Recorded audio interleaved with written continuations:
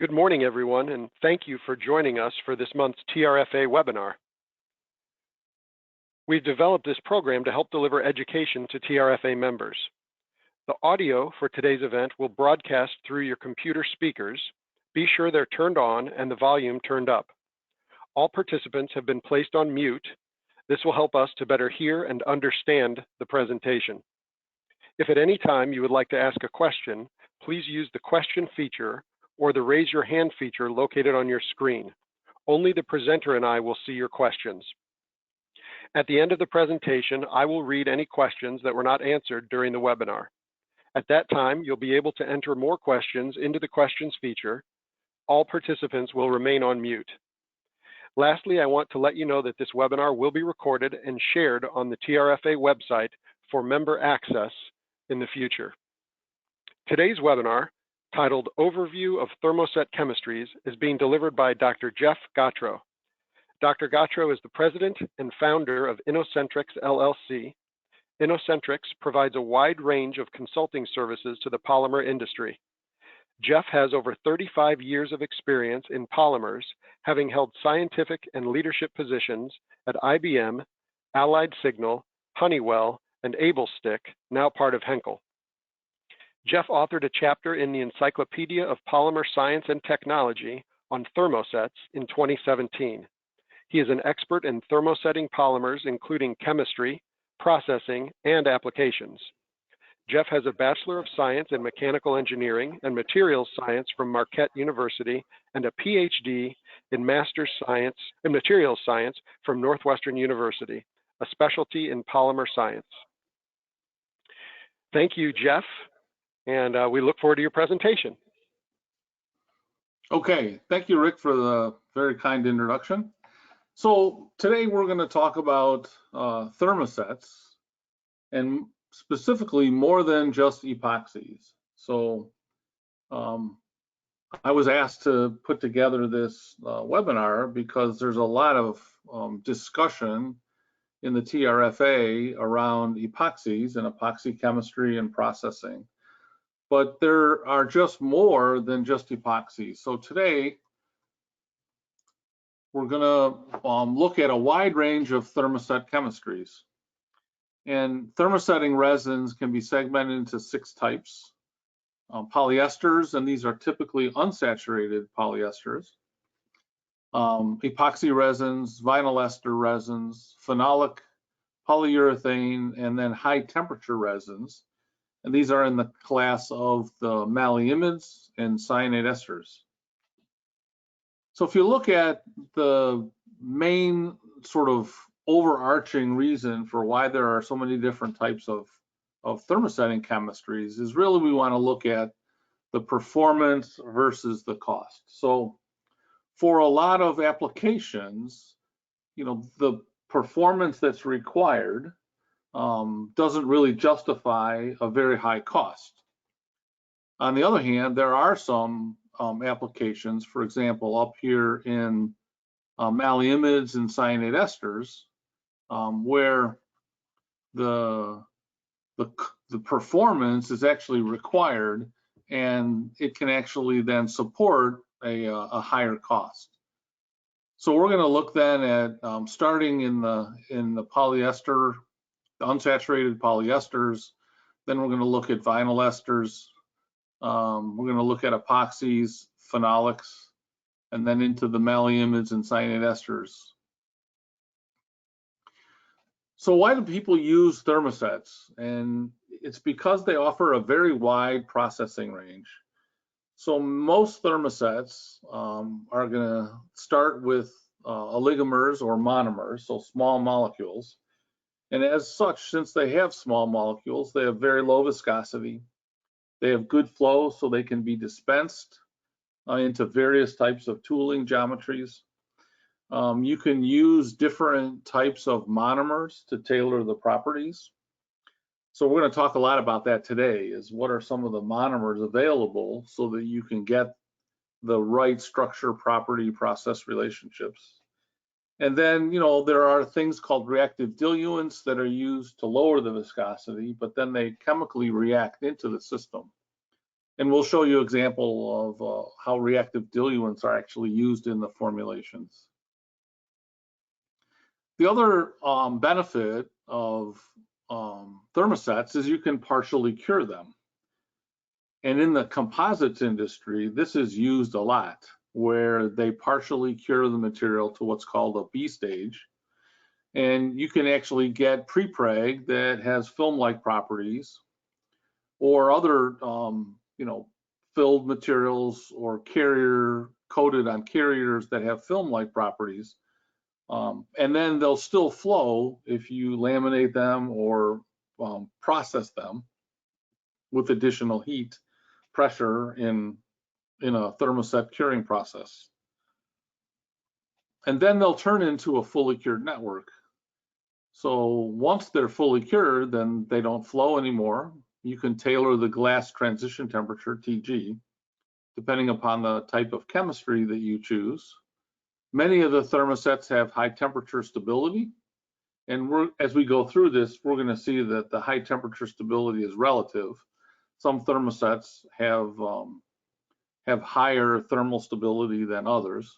Specifically, when we get into things like the maleimide resins, polyimides, and the cyanate esters, they have very high cure temperatures, but they also have very high glass transition temperatures, and they have very high thermal decomposition.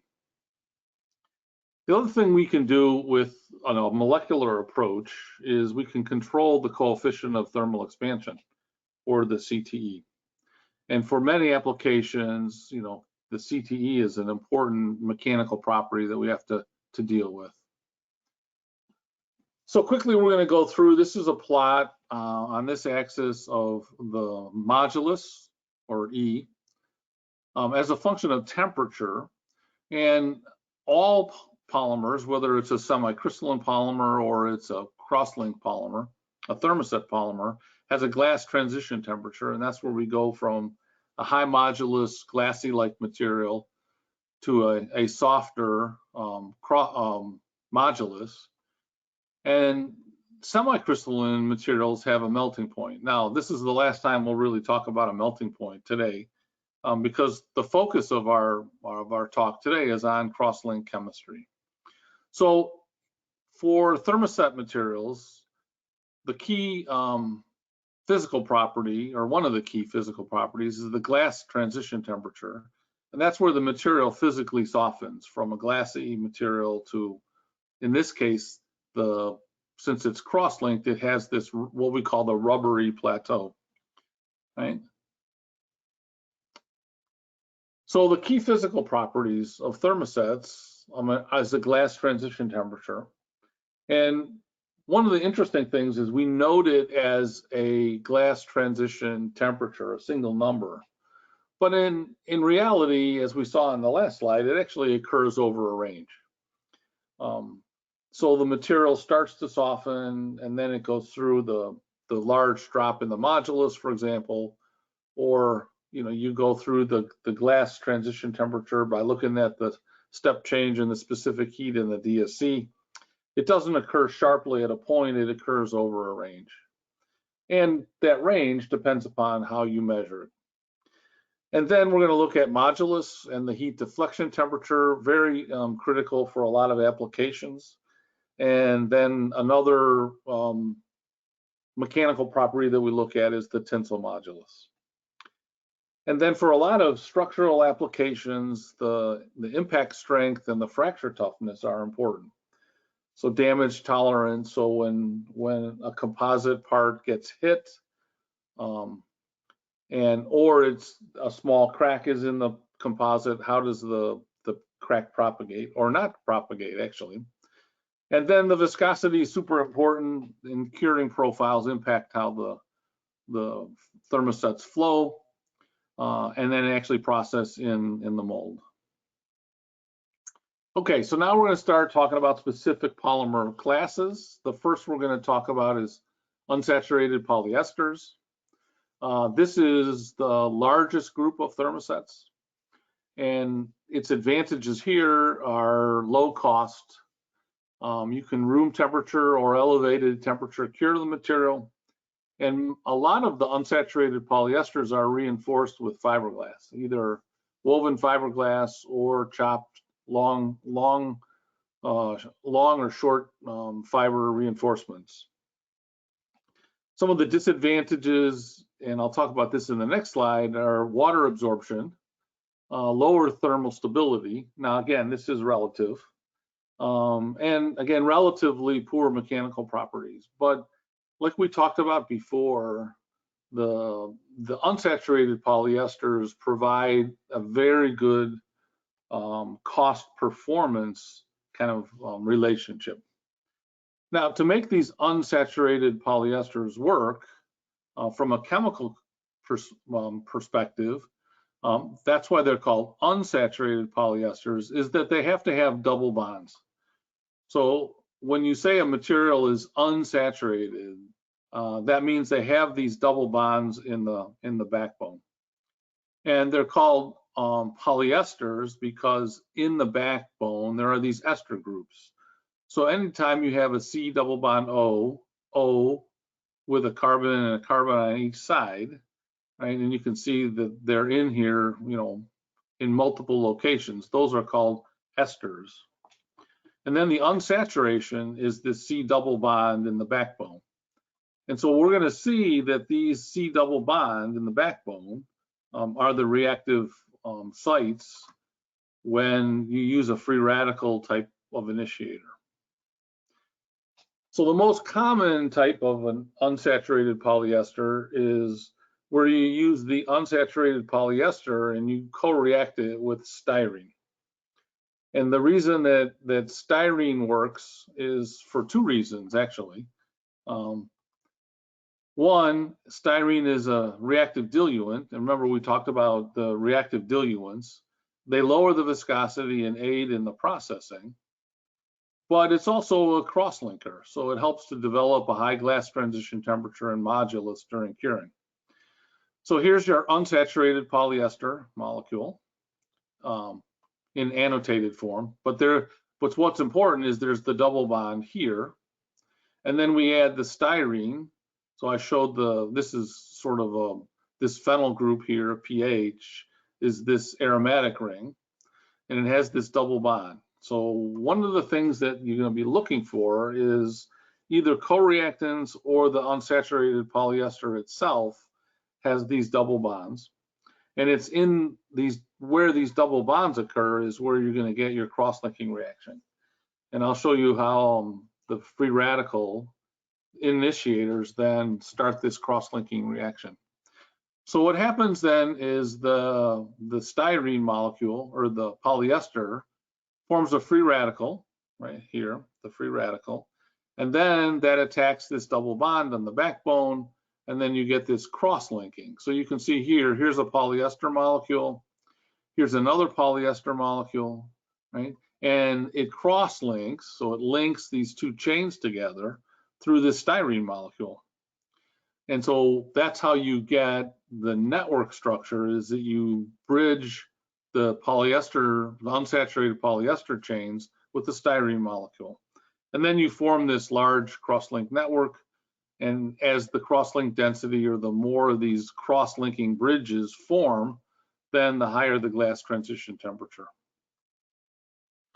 So here's sort of a cartoon of the fully cured material. And you can see here that we have the ester groups like we talked about before. And one of the things that the unsaturated polyesters have a little bit lower thermal stability is these ester groups can thermally degrade. And remember, we talked a little bit about the fact that there's low or higher water absorption.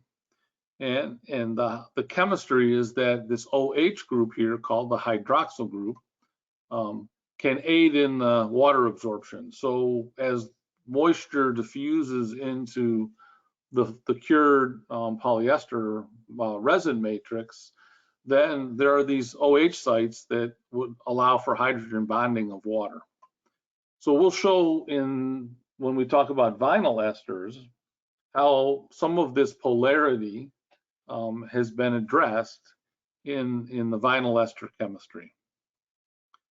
Now, we talked about the fact that when you cure these and you cross-link these, so here's the styrene cross-link again. When you cross-link these, you use a free radical chemistry. So in order for you to generate free radicals, which are used to cure, we use chemical compositions called peroxides. And the reason that they're called peroxides is there's two oxygens that are together. You can see that in the benzoyl peroxide, there's the OO bond here. And then the dicumyl peroxide, a lot of people call this dicup.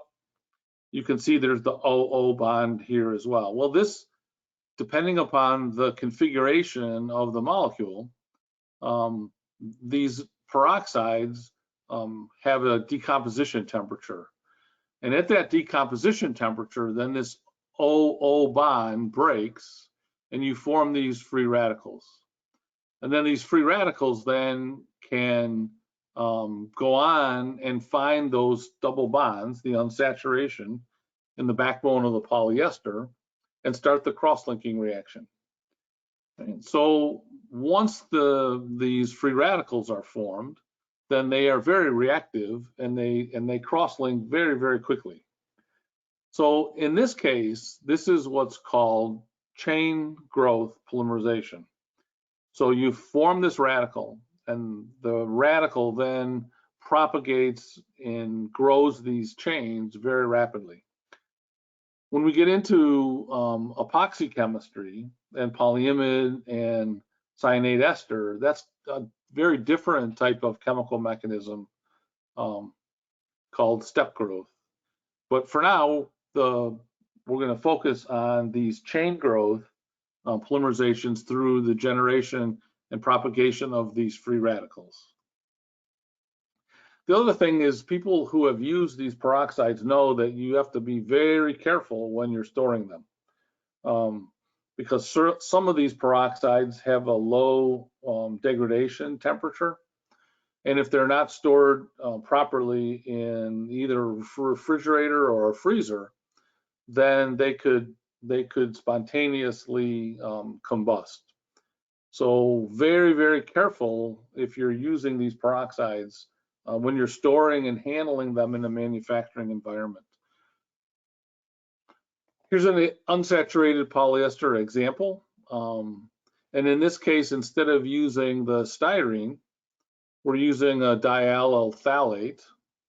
So this structure here with the aromatic ring and the C double bond OO, and now we have this cross-linker here, the diallyl, so di meaning two. This is an allyl group here.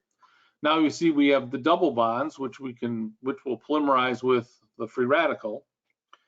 We have the unsaturated polyester again through the C double bond, the unsaturated backbone. And then in this case, I showed you another type of free radical initiator that's fairly common, is the S-perox. And that's again, it's a peroxy benzoate. And you see here the OO bond that breaks to form the free radicals. And then when you put these together, you usually have some sort of an inhibitor so that you give this some shelf life. So a lot of people, buy resins and they need to store them in inventory for a while. So most of the unsaturated polyesters have some sort of a hydroquinone inhibitor. And then the formulator then has to make sure that they put enough of the peroxide in there to overcome the inhibition of the hydroquinone. And this is typically people that do free radical formulations. The formulators know exactly how much they need to put in for their particular resin system for an inhibitor, and how much they need to put in terms of the free radical initiator and the various types of free radical initiators. The next class of material that we're going to look at is the vinyl esters. And vinyl esters are used where corrosion resistance is required. And Another new application for the vinyl esters is these high-end boat hulls, where the improved mechanical and resin properties are required. So we'll talk about how vinyl esters are different from the polyester that we just talked about. Now, the properties of vinyl esters in cost are intermediate in between the unsaturated polyesters that we just talked about and epoxies. And they have much better water and chemical resistance. They're electrically and thermally stable. They have high toughness, low volatiles during manufacturing, and low shrinkage.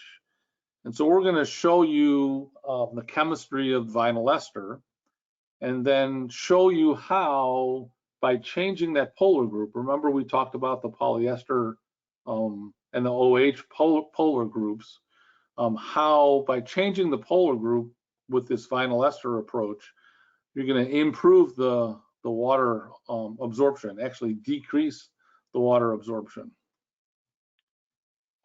So vinyl esters are really epoxy resins that have been modified so they can be cured like a polyester. So I remember I told you that epoxies, when cured with typical amines or anhydrides, are what are called step growth polymerization. These are modified so they can be cured like a polyester, i.e. free radical cured in a chain growth polymerization mechanism. And what happens is they usually modify the epoxy with an acrylic, and so they form then the carbon double bond on so they replace it with the epoxy ring with this double bond. And remember that double bonds are how the free radical chemistry actually works. So how do they do this? So they start with an epoxy, and in this case, they use sort of a methacrylic acid approach and a catalyst. And then they form this vinyl ester group. So this group here is called the vinyl group. And then you see here's that C double bond O, which is the ester group.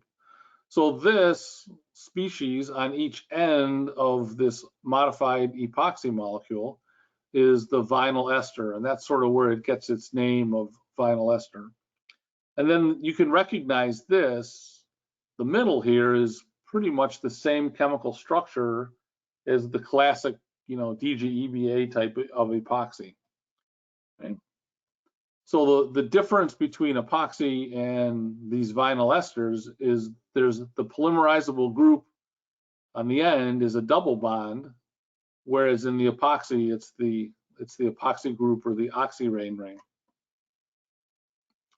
So how do they do this? Is that they have this oxygen attacks the carbon of the epoxy group, and it opens the three-membered ring.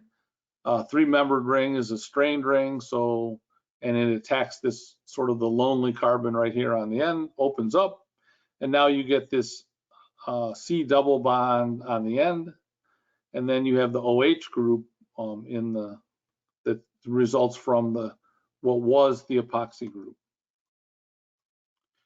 And then in this case, here's the vinyl ester sort of formulation example, where we have the vinyl ester monomer. So this is sort of the expanded version of what we saw before.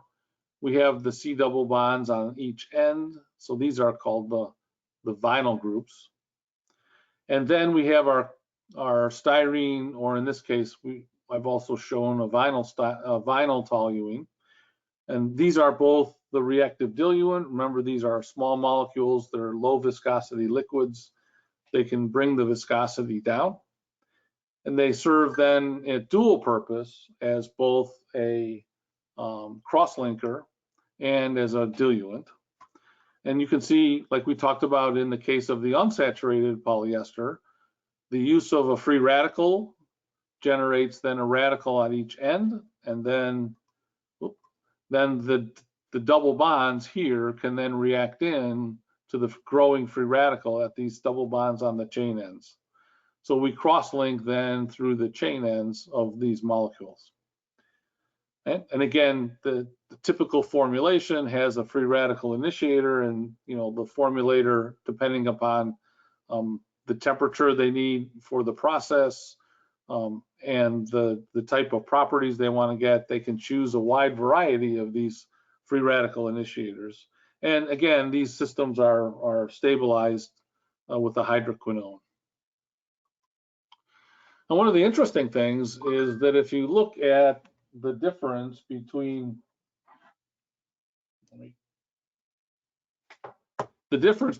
the moisture absorption, so in this case we plotted the weight gain on the vertical axis as a function of exposure time, then you see the vinyl ester has much lower moisture absorption than the polyester. And as we showed you, the vinyl ester has a lot of those OH groups, so there's fewer. The unsaturated polyester has a lot of those OH groups, whereas the vinyl ester resin has fewer polar groups. So the less amount of polar groups, we get a lower amount of weight gain or moisture absorption. Okay, the next sort of class of materials is epoxies.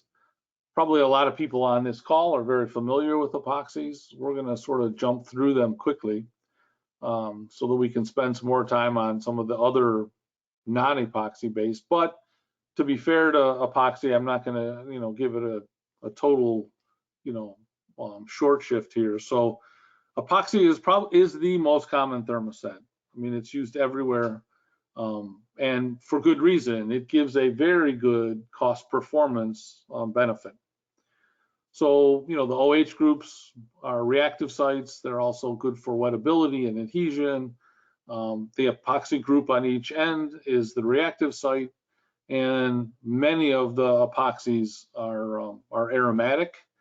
So this aromatic means that these rings are carbon double bond rings. They're stiff, they're planar, so they give good glass transition temperatures, good modulus.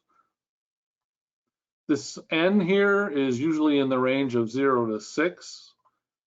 Generally, epoxies are difunctional, but we'll show you coming up that there in some applications there's trifunctional and there's 4-functional epoxy resins that are used. And it usually requires a co-reactant with a functionality greater than 2 to cross-link. And we'll show you some of the typical diamines with that functionality of 4. And in some cases, you can react through this OH group here as well. So at elevated temperatures, this OH group then can also become reactive and open epoxy ring. So we showed you before that there are these difunctional epoxies, the DGEBAs, diglycidyl ethers of bisphenol A, but there are also epoxy novolacs that have multi-functionality. And then Dow has a 3-functional, I think now it's Olin, has a trifunctional epoxy in the Tactic series. And you can see here that they have epoxy groups in 3 different positions in the molecule. And then there are cycloaliphatic epoxies where the epoxy group is actually on a saturated ring here. So these are unsaturated rings or aromatic rings. These are aliphatic or saturated rings. The cycloaliphatic epoxies are used a lot when you use UV curing. So photo-initiated curing reactions. The other thing is when we move into structural applications, we use even higher functionality epoxies than 2 or 3. And a common one is the TGDDM used in structural applications.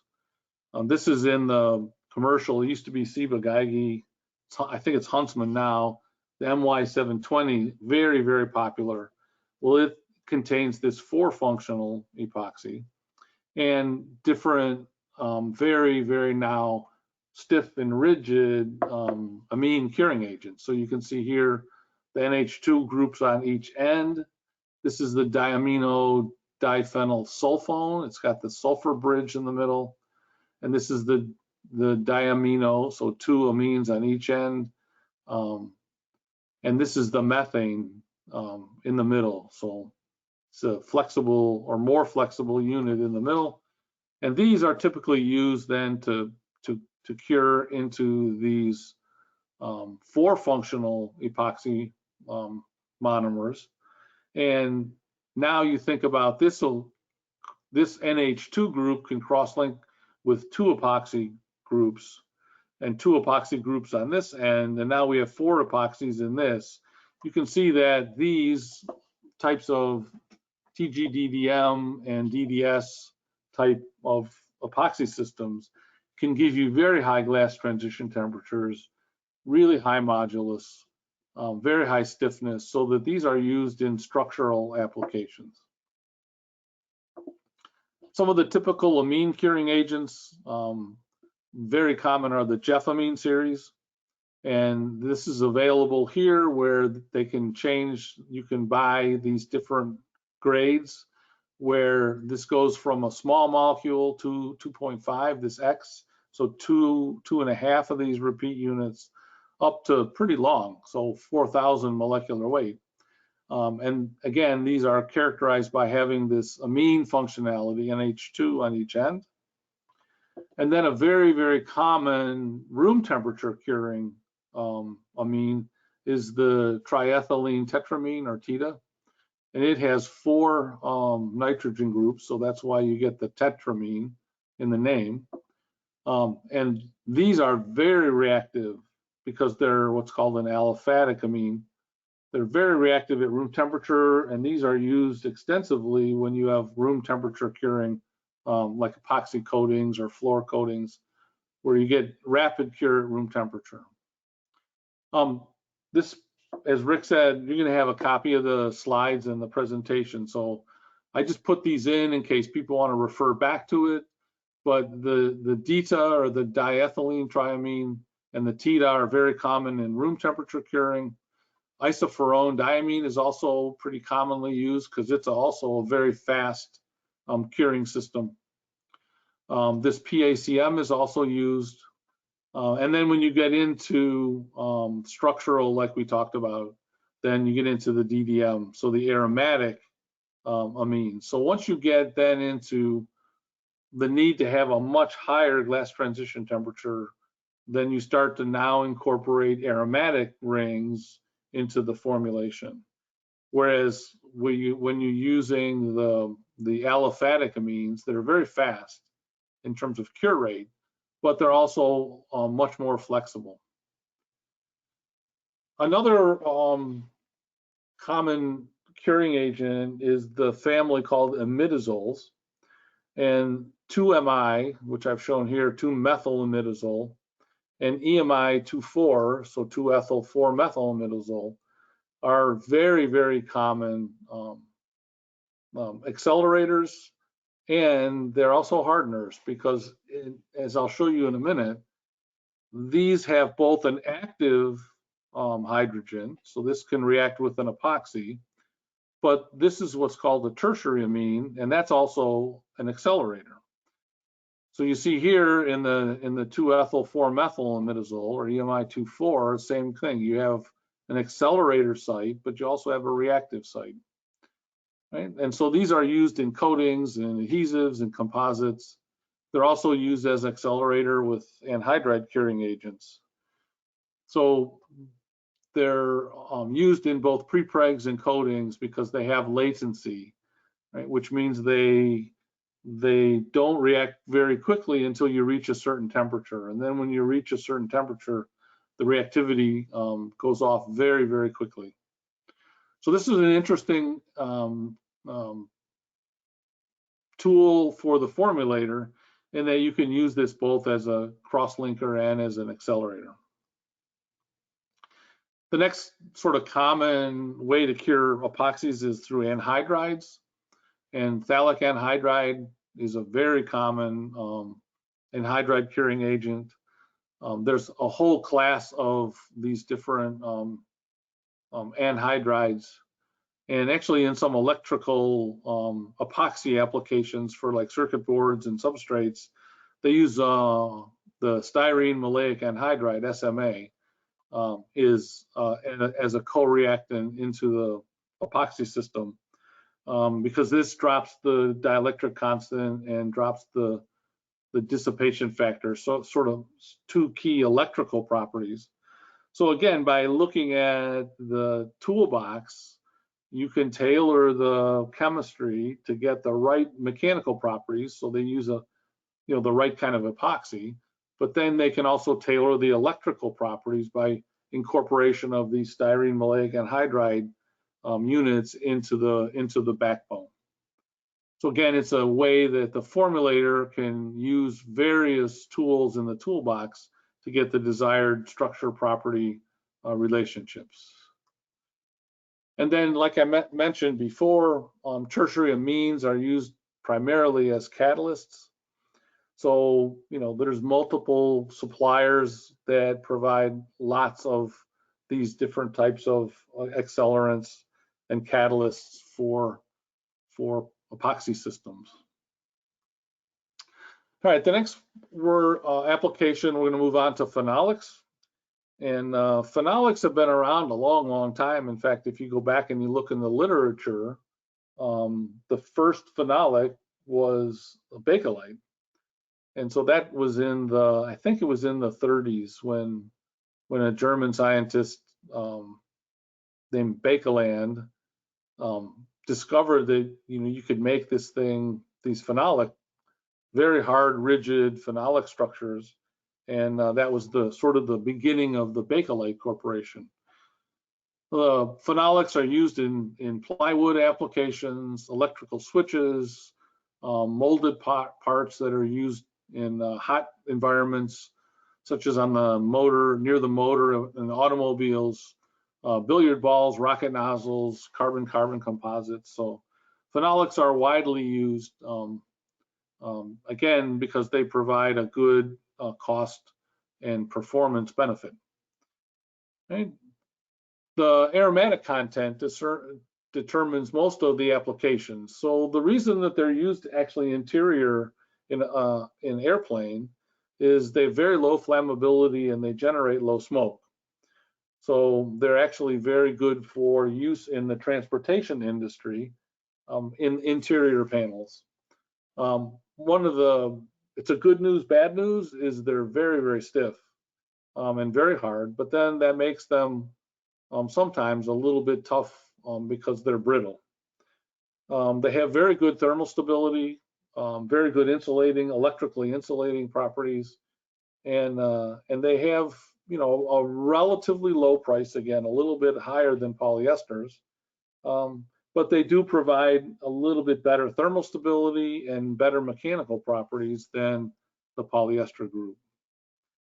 And the main phenolic curing mechanism is through the reaction of a phenol. So here we have the aromatic ring with the OH group, and then this is formaldehyde. So this is the phenol formaldehyde chemical reaction to form these novolacs. These are oligomers.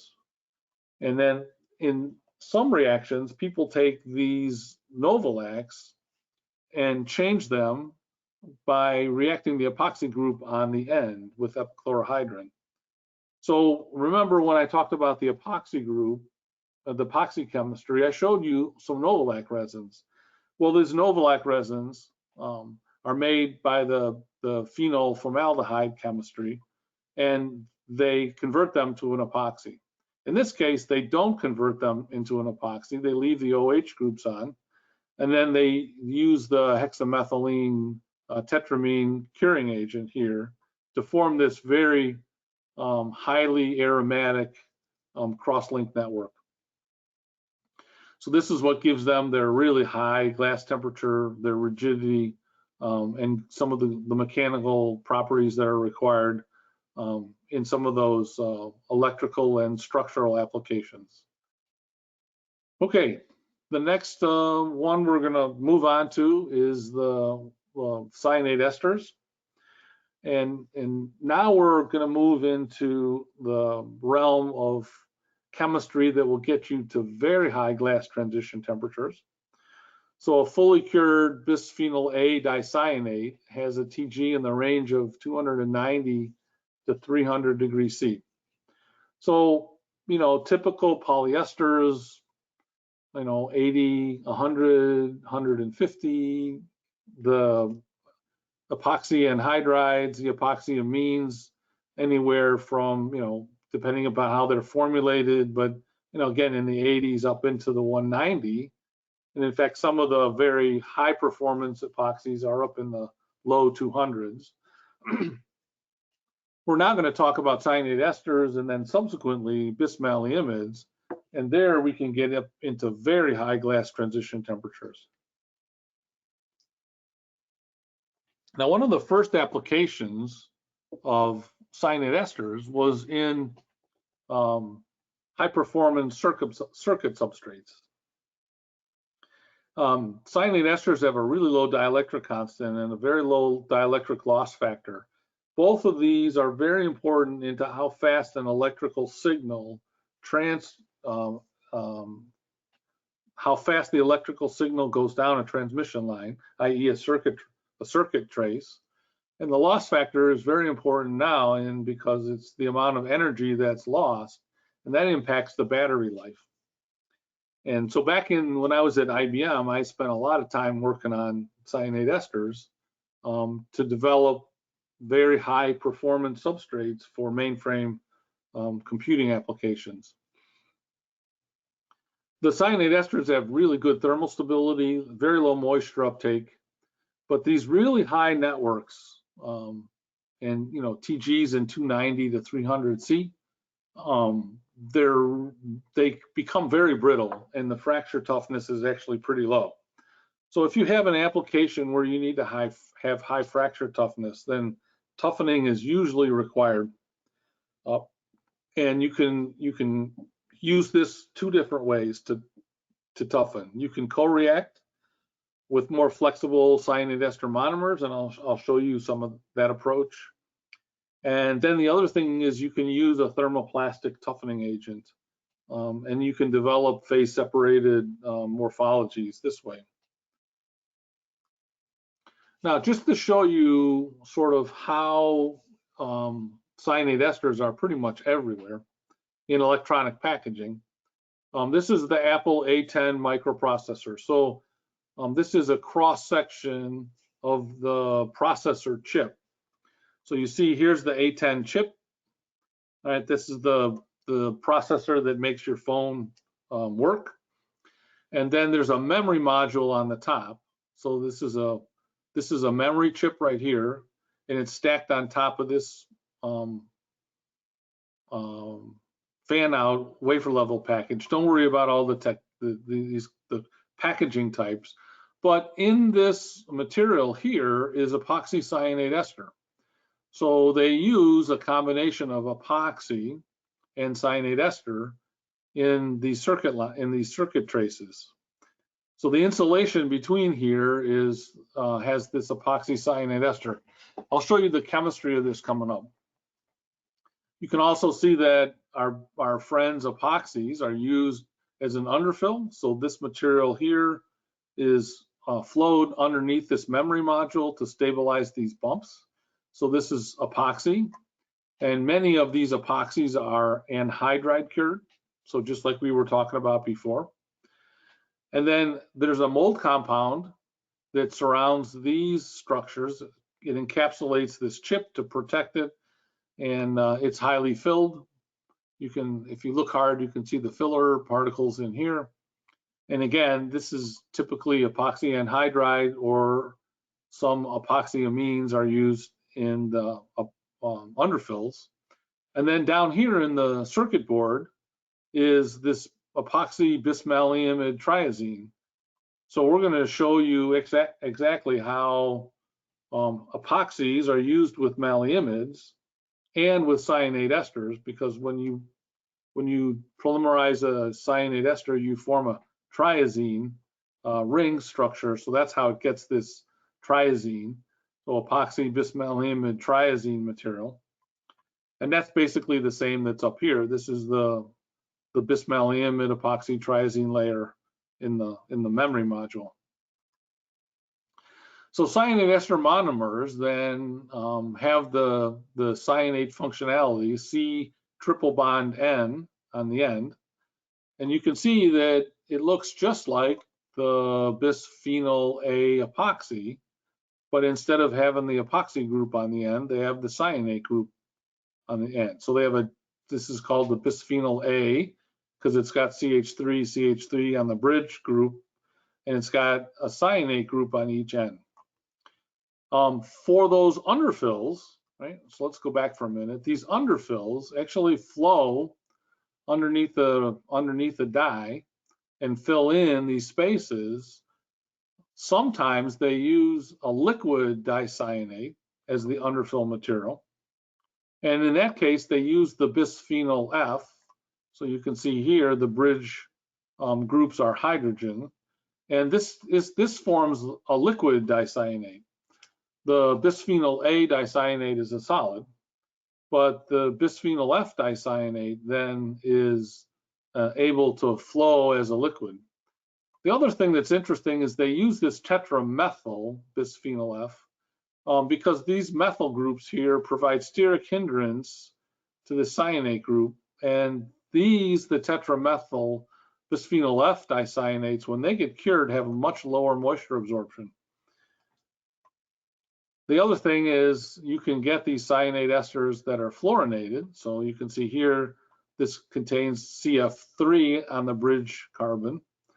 It has the C triple bond N on each end. And then you can get these meta substituted multi-aromatic ring. And so when I was at IBM, we were using these fluorinated cyanate esters because we wanted to significantly lower the dielectric constant and loss factor. But when we had these very high glass transition temperatures, we were getting cracking. So in order to reduce the cracking and the moisture absorption, we use these meta-substituted cyanate esters. So you can actually get, these are commercially available. You can buy these meta-substituted dicyanates, and they lower the moisture absorption and they increase the toughness. The reason that they lower the moisture absorption and increase the toughness is the packing of the meta substitution. When these rings trimerize and pack together, the packing is different, so you get this better toughness and lower moisture absorption. So the way these cyanate esters polymerize is you have these 3 cyanate ester groups come together, the C triple bond ends on the end.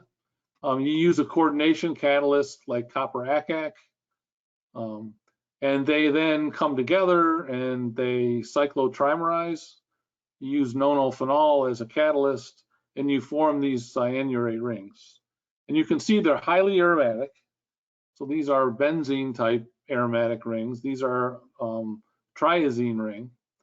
Still very stiff, highly aromatic. So this molecule is actually a very stiff molecule. And subsequently, when you polymerize it, you get that very high glass transition temperature. So this shows you kind of like the aromatic nature of the cyanate ester. The central feature is this triazine ring.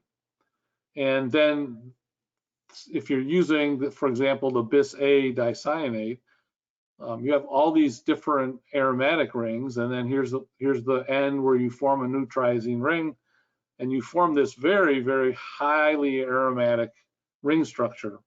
It gives you a very high glass temperature, but you can imagine that it's also very brittle, as we just talked about.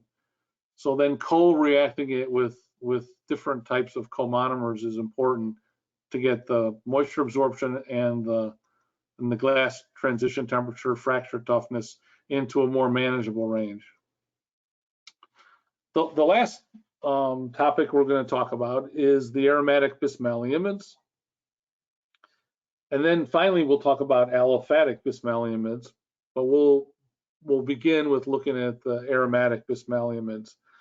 These are very high temperature resin systems, and they have very good high temperature in the 350 to 450 cure range, so very high cure temperatures and service temperatures.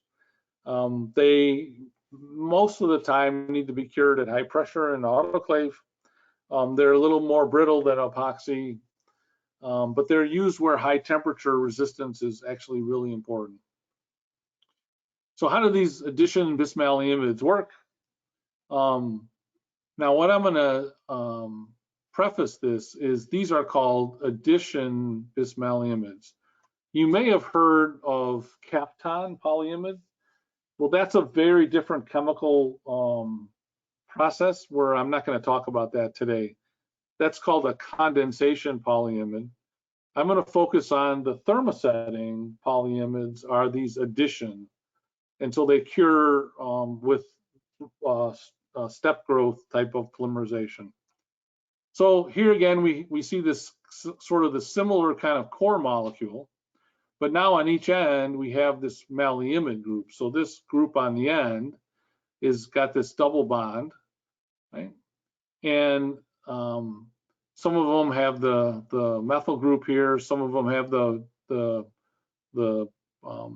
pentadiene type groups on the end. But the feature here is they have a double bond on each end. And you would go, well, okay, we got double bond. Are we going to then use a free radical initiator? And the answer is we're not. And we'll talk about how the mechanism of that is in just a minute. But here are different types of aromatic addition BMIs. So lots of stiffness in the chain, but they have the maleimide groups on each end where you can polymerize through these double bonds. They also come in a fluorinated version. So if you need a high temperature electronic application where you need a high glass transition temperature and a low dielectric constant for electrical, then there are these addition bismalimides that are fluorinated as well. One of the drawbacks is if you try to homopolymerize these bismalimides. So remember, we actually go off the end. And so if you remember, go back to your chemistry, the carbon double bond is what? sp2 hybridization. That means it's planar. And you have these electron clouds above and below the plane of the ring structure. So if you actually go and homopolymerize these, then you form this really torturous network where they alternate, and the steric hindrance actually limits the degree of cross-linking. In fact, we studied this at IBM when I was there in the late 80s, early 90s, again, because we were looking at using these bismalimiide type of resins for electronic substrates. They sort of limit themselves to a degree of cross-linking around 6 or 7. They just become too stiff and sterically hindered. So we need another way then to incorporate these aromatic molecules, but not in a homopolymerization, but in using another type of curing agent. And so the way we do this is through a chemical pathway called Michael addition. And here we use diamine. So we have the amine as a nucleophile, and it comes here and reacts into the double bond. And we can form this nitrogen bridge.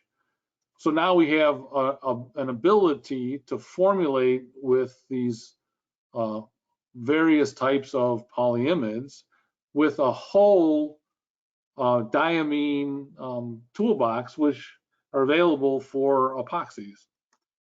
So epoxies are usually also co-reacted in to get some of the toughness. So these the Michael addition is used to modify the chain or chain extend to lower the steric hindrance, and then they co-react with epoxies to get some toughness.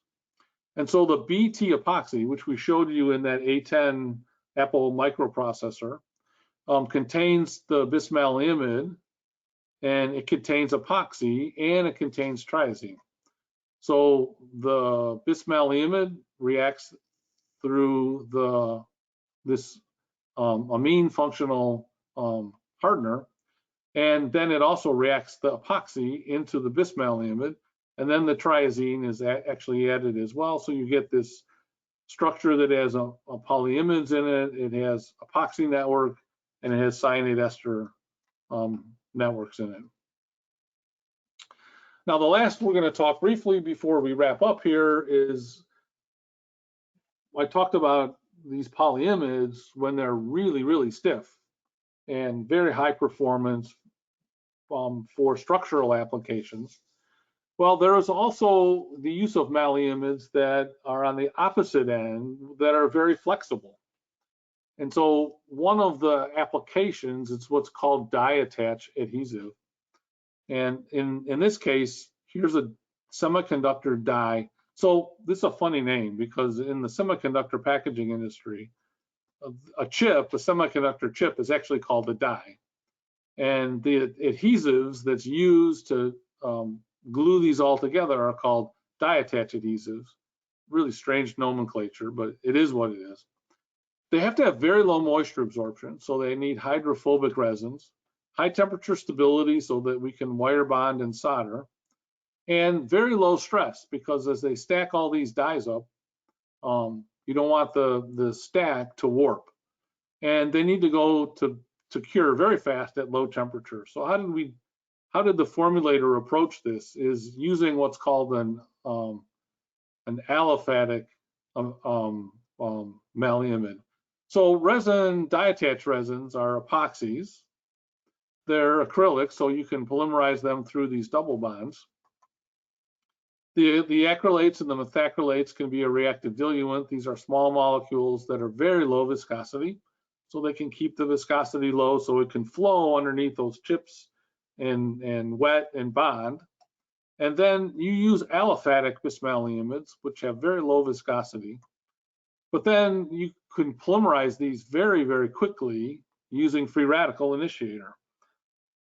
So this is where now with the aliphatic bismalleimides, you can actually then polymerize very quickly using peroxide free radical initiators in a combination of epoxy, malleimide, and reactive diluents. And then another interesting, really cool trick is they use these hybrid resins. And this one is commercially available, called Epicryl 3605. And it has the double bond on one end, and it has the epoxy group on the other end. So you can think of this as being able to build sort of dual networks, right? So you can polymerize one end of the molecule through the epoxy group using a chain growth mechanism, so amine reacts with epoxy, or you can polymerize this end through a chain growth using a free radical initiator. So these are very commonly kind of formulation approaches that you can use to build these sort of dual curing networks. The way we make these linear bismalleimides is we do this condensation reaction. So we use a polyol and an acid group, and we make these long linear chains and that have the malleimide group on the end. And the double bond on the malleimide now reacts via free radical, and it's very, very fast curing. So this can give you really rapid curing. And then this is an aliphatic backbone, so these are very low glass transition temperature, very flexible, so that they can serve as a really nice adhesive. And so these are the types of liquid bismalleimides that you can use in the formulator's toolbox.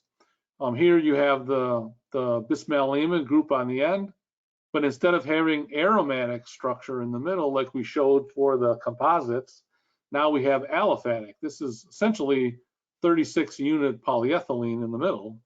So it's CH2 36 times. So it's a very long, flexible molecule. You can use now monofunctional malleimide. So here's a monofunctional group and a long chain that has low viscosity but very flexible. And then what you can do is you can actually then tailor this middle group to put more rigid materials in there. So you can get linear and saturated cyclic liquid bismalleimides as well. So by using this in your formulation toolbox, you can make a very nice liquid adhesive system that you can cure with free radical and with chain growth polymerization. So coming right up on the hour here, multiple cross-linking pathways are available. So there's a large chemistry toolbox for formulators. You can tailor the glass transition temperature, the modulus, the viscosity with thermoset systems. You can get mechanical properties that you need by tailoring the monomer and the curing pathways. One of the really nice things about the Thermoset system is that you can get good thermal and electrical properties. Pretty much all of the materials used in electronic packaging. So those die attach adhesives and circuit boards and substrates and underfills and coatings and solder masks and all that stuff in an electronic that makes your electronics work are Thermoset resins.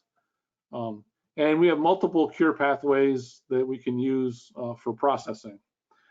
So multiple chemistries are available to the formulator then to meet the required cost performance. Okay, so thank you for your attention. Before we take questions, I'm just going to give a little plug for my next webinar. So we're going to talk about thermoset curing.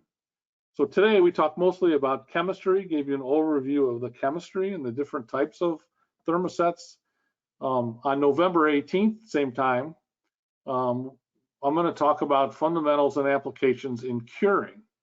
So how, when you go from small molecule to fully cured network, how does that impact the practical aspects of thermoset curing? And then if anyone needs to contact me, here's my contact information, and I will then turn this over to Rick to open up for questions. Thank you, Jeff. Excellent presentation. We haven't had any questions submitted so far.